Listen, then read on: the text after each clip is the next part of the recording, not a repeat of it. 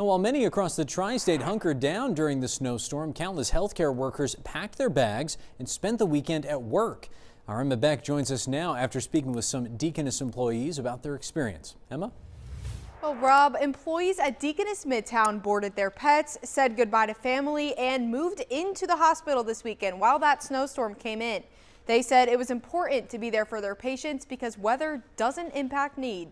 With a snowstorm rolling in and roads becoming nearly impossible for travel, employees at Deaconess Midtown were getting ready to move in. Well, I just packed everything to shower. I packed snacks. I packed a lot of Uncrustables, frozen meals, and my pillow and blanket so I could have a place to sleep. I packed 3 sets of clothes for work, 3 sets of sleeping clothes.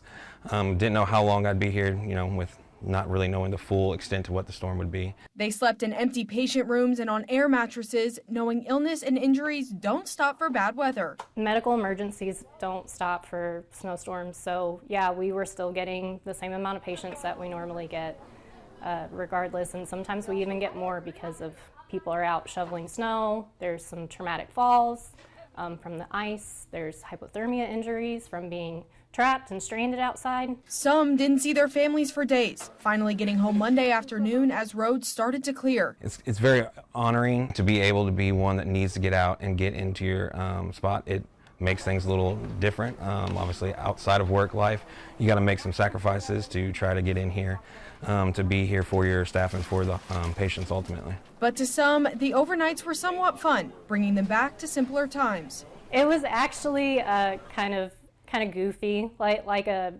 bunch of us girls were getting together for sleepovers, making jokes, having fun with it.